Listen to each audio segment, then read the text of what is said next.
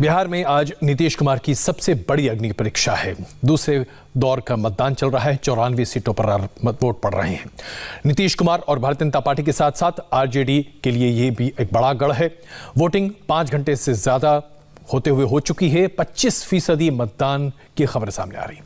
मुजफ्फरपुर के साहिबगंज, मीनापुर में जबरदस्त वोटिंग हो रही है। अब तक साहिबगंज में 37% वोटिंग हो चुकी है। मीनापुर में 38% वोट पड़ चुके हैं। नीतीश कुमार के गढ़ नालंदा में 24% मतदान हो चुका है और तेजस्वी यादव की सीट राघोपुर में 28% मतदान हो चुका है। यहां तक कि बिहार की राजधानी पटना में भी 22% से ज्यादा मतदान हो चुका है। मतदान का यह प्रतिशत अपने आप में बता रहा है कि लोग कितने उत्साह के साथ सामने आकर मतदान कर रहे हैं। लेकिन मतदान के ये आंकड़े, ये डेटा क्या प्रदर्शित करता है? मीनाक्षी, क्या बता रही हैं आप हमारे दर्शकों को?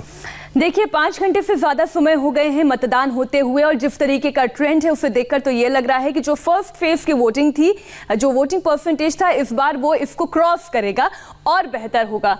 अब आपको दिखाते हैं एक सीट के लिहाज से कितनी अभी तक वोटिंग हुई है। आप पहले देखिए, राघोपुर 28% मत यहाँ पर पड़ चुके हैं। अच्छा ट्रेंड है। वैशाली में 26% मतदान हुआ है, बांकीपुर में 18%, बेगूसराय में 25%, टेघरा में 19% है, पटना साहिब में 24% है, बख्तियारपुर में 28% और हाजीपुर में 23% मतदान हुआ है। इसमें ग्रामीण इलाकों में ज्यादा मतदान हुआ है शहरी इलाकों के कंपैरिजन में, और जैसे जैसे समय आगे बढ़ेगा ये और इंक्रीज होता दिखाई देगा। आगे देखते हैं कि और कौन कौन सी सीटों के आंकड़े हमारे पास आ गए हैं। भागलपुर में 17%, पीरपैंती में बहुत ही जबरदस्त 27% मतदान हुआ है, हथुआ में 26%, गौड़ा बोराम में 21% मतदान हुआ है। तो वहीं अगर मधुबनी की बात करें तो यहाँ पर 24%, गोपालगंज में 26 नाथनगर में और दरभंगा ग्रामीण में 21% मतदान हुआ है। तो यहाँ अगर हम देखें तो पीरपैंती, हथुआ और नाथनगर, इन इलाकों में बहुत ही अच्छी, सेम गोपालगंज में बहुत अच्छी वोटिंग हुई है। और देखिए कौन कौन सी सीट हमारे पास है जहां से आंकड़े आए हैं। नालंदा में 25% मतदान हुआ है, ये वीवीआईपी सीट है। इसके अलावा मधुबन में 19%, छपरा में 22%, सीतामढ़ी में सबसे अच्छा ट्रेंड है, सबसे बढ़िया जबरदस्त 33%।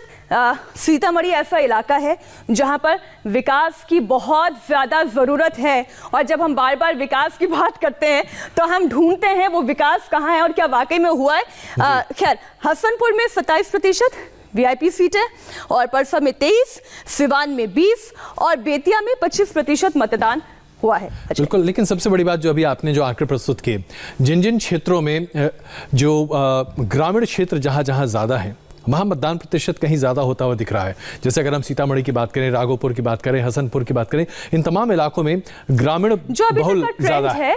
वहाँ पर यही है कि ग्रामीण इलाकों में मतदान हमेशा से ज़्यादा होता है, शहरी इलाकों में कम है, हो सकता है ये बढ़े। अब हम कास्ट वाइज, क्योंकि आप हमेशा ये कहते हैं कि कास्ट वाइज लोगों का इंटरेस्ट बिहार की पॉलिटिक्स में कुछ ज़्यादा है बनिस्बत बाकी स्टेट्स के मुकाबले। तब आप ये देखिए, सबसे पहले राघोपुर, जहाँ से तेजस्वी यादव चुनावी मैदान में है, मुख्यमंत्री पद के उम्मीदवार हैं। यहाँ पर यादव जाति के मत जो हैं सबसे ज्यादा हैं, तो वही वोटिंग परसेंटेज में भी रिफ्लेक्ट हो रहा है।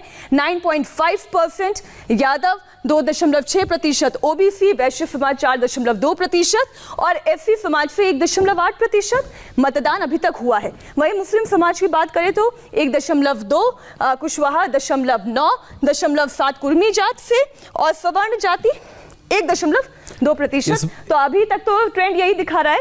इस वोटिंग ट्रेंड के बाद तो कोई शक शुबह रह ही नहीं जाता कि किस गठबंधन के पास सीट जा रही है। इस वक्त अगर तेजस्वी यादव ये स्थिति है तो उनके चेहरे पे मुस्कुराहट होगी। बहरहाल, हसनपुर सीट की हम बात करें, तेज प्रताप यहां से चुनावी मैदान में है, बहुत ज्यादा सोचने की जरूरत नहीं है, ट्रेंड बता रहा है। यादव 7.2% मत दे चुके हैं, ये और बढ़ेगा। ओबीसी 1.6%, राजपूत 1.5, 0.9 ब्राह्मण समाज, कुशवाहा 0.8, कुर्मी 1.7 और एससी समाज। अच्छा, ये खास गौर करने वाली है कि हसनपुर सीट में यादवों का वोट बैंक और एससी एसटी वोट बैंक बड़ा वोट बैंक है, तो इसलिए वो रिफ्लेक्ट भी हो रहा है। एससी समाज से 3.3 और मुस्लिम समाज से 3.4। अब आप इसको और इसको ऐड कर ले, मुझे कुछ कहने की जरूरत नहीं है। अब हम नालंदा की बात करेंगे। ऐसा लगता है कि मतदाता ने लगभग तय कर दिया, और अगर जातीय समीकरण देखें तो शायद चीजें बहुत बेहतर तरीके से, पारदर्शी तरीके से सामने आ जाती हैं कि भाई इसके बाद फिर कुछ ज्यादा कहने की आवश्यकता नहीं होती है। बिल्कुल, लोग खुद ही कहते हैं ना कि आंकड़े खुद ब खुद बोलते हैं। बिल्कुल, आपको किसी विश्लेषण की जरूरत नहीं पड़ती। अब हम नालंदा की बात कर रहे हैं। नालंदा वीवीआईपी सीट, जैसा कि हमने बताया कि ये जेडीयू का गढ़ रहा है हमेशा, क्योंकि यहाँ पर कुर्मी जाति का वोट बैंक बड़ा वोट बैंक है। और इसके अलावा अगर हम कास्ट वाइज बात करें, देखिए कुर्मी जाति का वोट भी दिखाई दे रहा है उसमें 5.7% और एससी 3.3%, राजपूत समाज से 0.7%, भूमियार समाज से 1.3% और मुस्लिम समाज से 2.3% वोट अभी तक पड़ चुका है। यादव जाति से 3.6% और इसके अलावा कुशवाहा समाज से 1.1%। यहाँ पर एक चीज बहुत गौर करने वाली होगी मीनाक्षी, कि अगर जिस शेड्यूल कास्ट की बात हम कर रहे हैं, अगर उसमें जो अति पिछड़ा वर्ग जिसे बनाया गया था, अगर ये वोटिंग पैटर्न थोड़ा अलग रहा तो शायद इस सीट पर कांटे का मुकाबला हो सकता है, क्योंकि अभी तक का जो पोल परसेंटेज है वो एक बहुत ही मुकाबला अच्छा मुकाबला उसकी तरफ संकेत दे रहा है। इसे कंपेयर करेंगे पहले चरण के मतदान से, दूसरे चरण के मतदान को कंपेयर करेंगे तो ऐसा लगता है कि बहुत मुश्किल है विधानसभा तक अभी किसी एक शख्स का पहुंचना। आप क्लियर कट किसी एक गठबंधन के बारे में कुछ कहना बहुत मुश्किल है, जबकि ऑलमोस्ट 250 सीटों पर आज मतदान, अगर पिछले फेज और इस फेज को मिला लें, 250 सीट हैं। पटना साहिब जी, पटना साहिब का अब आप स्थिति देखिए। यहाँ पर शहरी इलाका है। यहाँ पर अगर हम बात करें तो क्योंकि बीजेपी के बड़े नेता रविशंकर प्रसाद का ये इलाका है।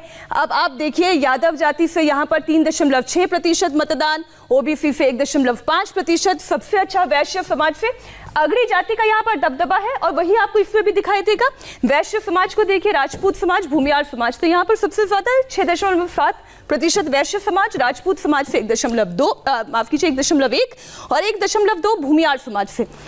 यहाँ पर मुस्लिम समाज में अच्छी खासी संख्या में बाहर निकल रहे हैं 4.3%। और जैसा कि मैंने कहा कि रविशंकर प्रसाद का गढ़ है, देखते हैं कि लेकिन यहाँ पर सबसे बड़ी बात यह है कि यही एक सीट है, दरअसल अगर आप देखें तो विधानसभा और लोकसभा के अनुसार यही एक सीट है जहां पर वैश्य समाज का बाहुल्य देखने को मिलता रहा है। और आपने पहले शत्रुघ्न सिन्हा को यहां से देखा, उसके बाद अभी रविशंकर प्रसाद यहां पर सांसद हैं। लेकिन इस बार थोड़ा समीकरण बदल सकता है, क्योंकि शत्रुघ्न सिन्हा के बेटे इस बार मैदान में है। हाँ, लेकिन वो पटना साहिब से नहीं है, वो बांकीपुर से मैदान में है। अब वहां का आंकड़ा तो अभी फिलहाल हमारे पास नहीं, हम कोशिश करेंगे वो भी बताएंगे। तो ये तमाम सीटें और उसके बारे में जातीय समीकरण के आधार पर हम चीजें आपके सामने प्रस्तुत कर रहे हैं। हमारे संवाददाता लगातार पल पल की जानकारी प्रस्तुत कर रहे हैं, बता रहे हैं कि किस सीट पर कितना मतदान होता दिख रहा है। और सबसे बड़ी बात यह है कि जिस तरह से हम डेटा के आधार पर आपके सामने एक एनालिसिस प्रस्तुत करने की कोशिश करें, ये संकेत मात्र हैं। कृपया करके इस बात पर ध्यान दीजिएगा, ये संकेत मात्र हैं, क्योंकि जब तक पिटारा खुलता नहीं है 10 तारीख तक, तब तक कुछ भी कहना मुश्किल है। और आइए आपसे कुछ देर पहले पटना के सांसद और केंद्रीय मंत्री रविशंकर प्रसाद से, जिन्होंने अपना मतदान भी किया है, हमारे संवाददाता नीतीश ने बातचीत की। आइए देखते हैं उन्होंने क्या कहा है।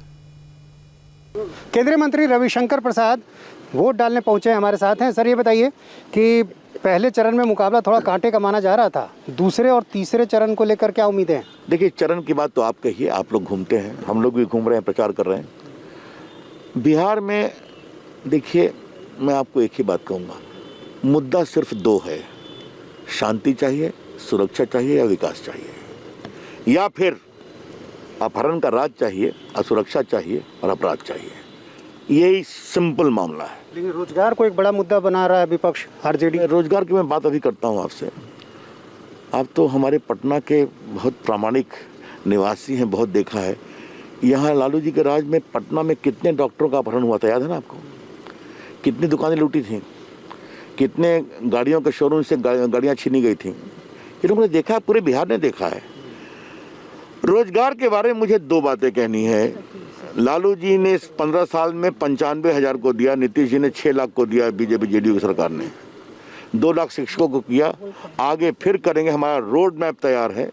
5 लाख आईटी का स्कोप है। आपको मालूम है बिहार के 45,000 गाँव में हम ऑप्टिकल फाइबर नेटवर्क ले जा रहे हैं। ये आप देख रहे हैं। बाकी मछलियों का उद्योग आगे बढ़ाएंगे। आपको इन सारे कामों से उम्मीद है, लेकिन विपक्ष को उम्मीद है कि एक एंटी इनकम्बेंसी जो है खासतौर से नीतीश कुमार की सरकार को लेकर, क्या इसका नुकसान होगा आपको लगता है? जवाब बहुत सीधा है, जिसने किया है वही करेगा। जो सिर्फ बोले हैं वो कभी नहीं कर पाएंगे, ये मौलिक अंतर है। चिराग फैक्टर की बड़ी चर्चा है, नुकसान पहुंचा रहे हैं जेडीयू को। आपकी सीटों पे तो बहुत ज़्यादा नहीं है, लेकिन आपको लग रहा है कि जेडीयू को नुकसान होगा तो फिर सरकार बनाने में मुश्किल होगा। खुद ये निर्णय कर लिया कि हम एनडीए के पार्ट नहीं है, हम नीतीश का विरोध करते हैं, तो बात खत्म हो गई। हमारा उनसे कोई रिश्ता नहीं है, आप जान लीजिए। देखिए, इस तरह की बातें होंगी और चुनाव में होती रहती हैं। मुझे अपने प्रदेश बिहार की जनता पर बहुत विश्वास है, बहुत परिपक्व लोग हैं। तो आसानी से सरकार बना लेंगे, त्रिशंकु की स्थिति लग रही है क्या? स्पष्ट बहुमत नहीं, निर्णायक बहुमत। धन्यवाद। तो ये थे केंद्रीय मंत्री रविशंकर प्रसाद, जिनका दावा है कि स्पष्ट रूप से बिहार में एनडीए की सरकार बनेगी। कैमरामैन विनोद कुमार के साथ नीतीश चंद्र, इंडिया टीवी, पटना। तो आपने अभी देखा रविशंकर प्रसाद की बात, और अब मतदान देने के बाद शत्रुघ्न सिन्हा उन्होंने क्या कहा, ये भी आपको दिखाते हैं। नेतृत्व के लिए उभरता हुआ हमारा अपना पारिवारिक मित्र का बेटा जो यहाँ का मुख्यमंत्री होता हुआ दिख रहा है यकीनन, और हमारे बेटे बिहारी बाबू का बेटा बिहार पुत्र लव सिन्हा के लिए जो बांकीपुर से उम्मीदवार हैं, लोगों का आशीर्वाद है। नीतीश जी आपके अच्छे मित्र हैं सर, वोट डाल लीजिए, पहले वोट डाल लीजिए। मैं तो शुरू से कह रहा हूँ, जो पिछली बार के चुनाव के नतीजे जो आए थे और मामले कुछ सुप्रीम कोर्ट में डिस्क्रिपेंसीज के मामले में पेंडिंग में, मोर देन 300 सीट्स के पेंडिंग है, जिसके लिए इलेक्शन कमीशन को और रेस्पेक्टिव ऑर्गेनाइजेशंस को नोटिस भी भेजा गया सुप्रीम कोर्ट में। फैसला बहरहाल जब भी हो, पिछली बार पूरे बिहार में 40 में से 39 सीटें चली गई थी, कई लोग का मानना। और हम यहाँ पर एक छोटा सा ब्रेक लेते हैं। ब्रेक के बाद आपको दिखाएंगे राजीव प्रताप रूड़ी क्या कह रहे हैं। छोटे ब्रेक के बाद।